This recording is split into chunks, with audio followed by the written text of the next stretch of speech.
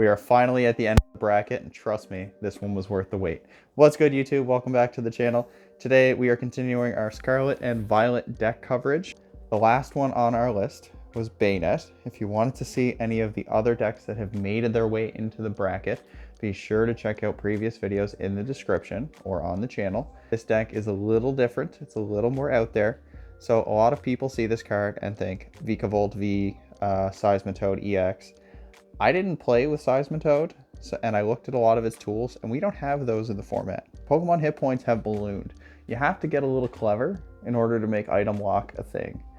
You could use Aerodactyl, you could use whatever, but ultimately, I'm looking at Banette, and I'm looking at trying to implement two strategies with the deck, and so far, so good.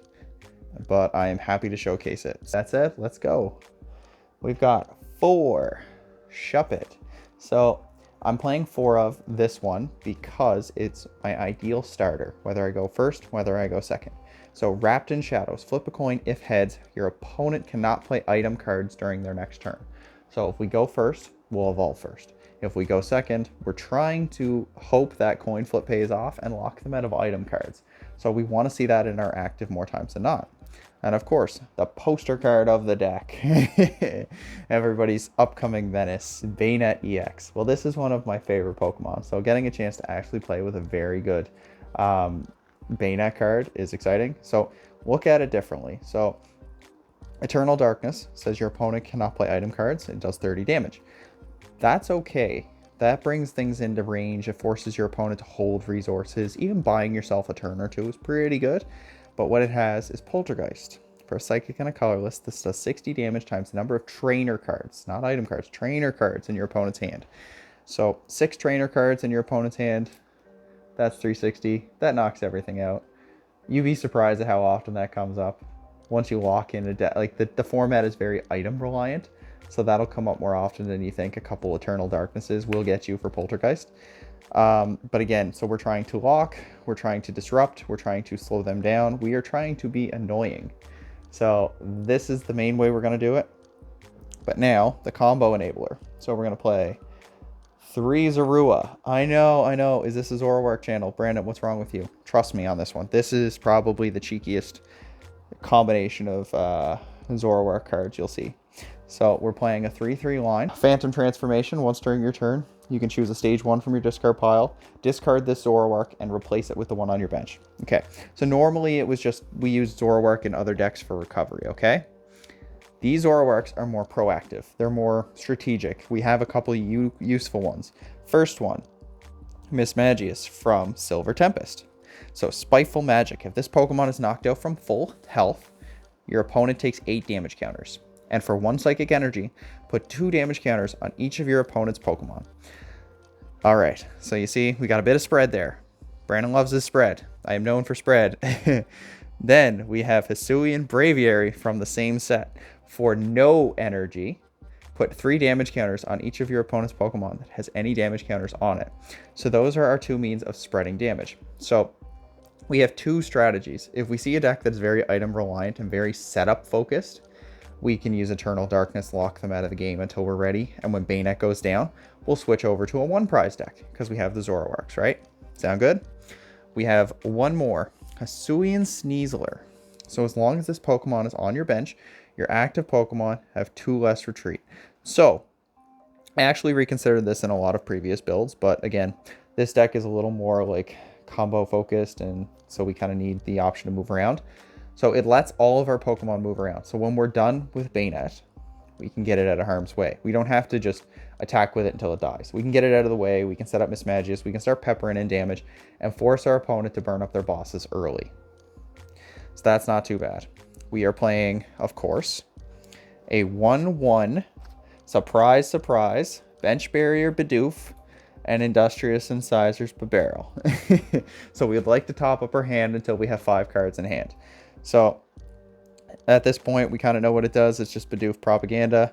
We are playing a 1 copy of Radiant Alakazam. So this card is really, really useful in the deck. So a lot of decks will be evolving up from 60 hit point or 70 hit point basic Pokemon. So Eternal Darkness does 30. If we don't want the lock to break and they have something that they can't, that they would have to put an energy on, and let's say it's a Comfey, or let's say it's a Ralts, or let's say it's even an opposing Zorua. Using Radiant Alakazam, we can strand something in the active a little longer if we want. So Painful Spoon says once during your turn, take 2 damage counters from one Pokemon on your opponent's side and move it to the other side. So that's actually pretty freaking good. We also have Mind Ruler, which is relevant in this deck, where it does 20 times the number of cards in your opponent's hand.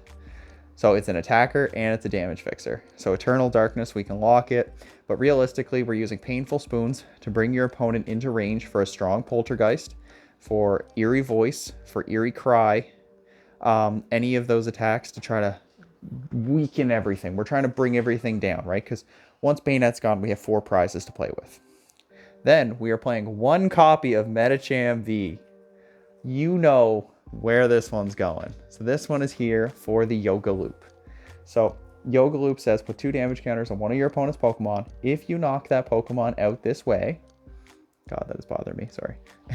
If you knock out that Pokemon this way, take an additional turn. So for a deck that wants to be very slow and very grindy, we can go Eternal Darkness,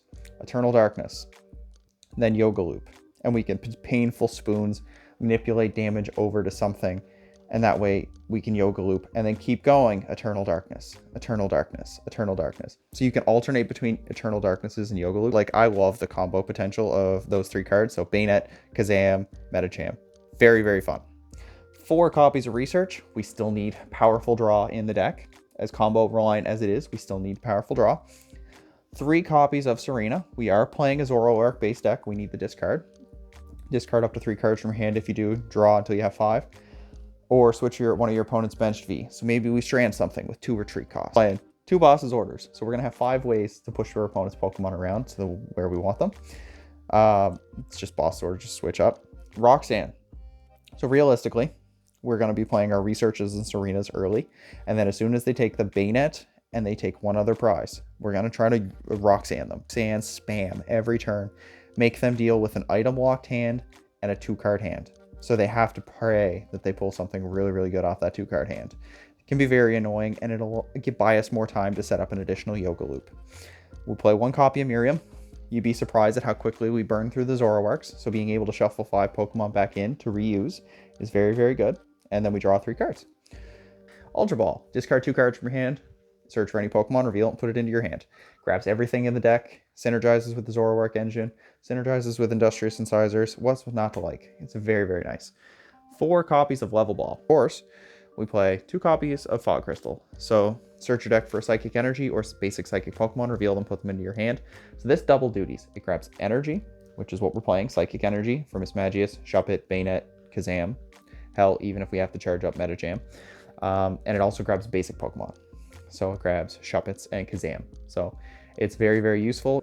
1 copy of Hisuian Heavy Ball. I realized very early on, prizing Kazam sucks. We really don't want to prize that Alakazam. It sets up a lot of the combo. So it is what the deck is based off of, really. It is kind of a Kazam deck featuring the rest. We are playing 2 copies of Vitality Band. Now I know what you're thinking, Brandon, why are we playing Vitality Band? Why aren't we playing the Comeback Band? Why aren't we playing Choice Belt? Well, the Comeback Belt is only when we're losing, and I know we're going to be losing, but we want to be able to apply pressure to a Comfey early. We want to be able to apply pressure to a Gardevoir or Ralts early. We want to be able to do it proactively, because once we're behind, then the clock is on. Whereas Vitality provides an extra 10 damage, which Kazam can immediately manipulate. And if your opponent plays a small prize Pokemon, the Vitality Band also could help. So we can knock out a small Spidops, or we can knock out a small something along the lines. The Vitality Band was just more useful, an extra 10 damage, because Mismagius and Braviary don't take advantage of it. Let's say we're playing a deck that wants to discard their Pokemon rather than give them to us. We are going to clog their bench early, and we are ideally going to put stuff they can't get off the bench. We can put their Lumineons on the bench if they opt to try to discard them. Echoing Horn is most active for the Comfeys when we start using our spread damage, because Scoop Up Net is gone, thank God. So yeah, Echoing Horn is very, very nice. We're playing 2 copies of Switch. Switch your Pokemon around. Sneasler is there, but again, we are going to prize it from time to time, so it's good to have. 2 copies of Old Cemetery. So whenever you attach a psychic energy to a non-psychic Pokemon, put 2 damage on it. So this just kind of helps us stockpile damage around the board. Your opponent won't think anything of it. So if they try to retreat from something, maybe it has 2 retreats. So we boss it up, they attach an energy, we use the Vit Band, all of a sudden we've hit them for 60, and we're just kind of cleaning them up, and then all of a sudden that was a waste. And the other one you could cut if you don't like the Sneasler in here, you could put in a Spidops, and we can make it very, very slow. So the utility spots in the Zoroark are also open, so feel free to adjust them as you see fit. I'm a big fan. We play 2 copies of Double Turbo. So sometimes we need them for retreat in a pinch. Most times is what they're here for, is a Yoga Loop. We only need 1 Yoga Loop in a game to really swing the momentum back our way. So 1 for good measure, 2 just in case, because Brandon prizes everything. But everything in the deck, for the most part, attacks with 1 energy. So we are playing 4, 3, 7 Psychic Energy. So this is the deck. This is Banette Spread. It has 2 options to it. If people are playing that Tropical Beach or whatever it is that heals, or the Champions Festival, if they have those, this deck probably doesn't work. Radiant Serena will be a problem, but I don't think anybody's picking up on that one either. So I like this one. Basically, you pick off your targets, you lock them for a little bit, disrupt them, annoy them, Kazam slow them down. And then when the Banette lock isn't working, we try to really ramp up our damage with Eerie Voice and Eerie Cries, and just kind of go for game there. So if you enjoy the content, if you want to see the games in action, if you want to know where I come up with these kind of ideas, be sure to let me know in the comments below. Until next time, guys, take care.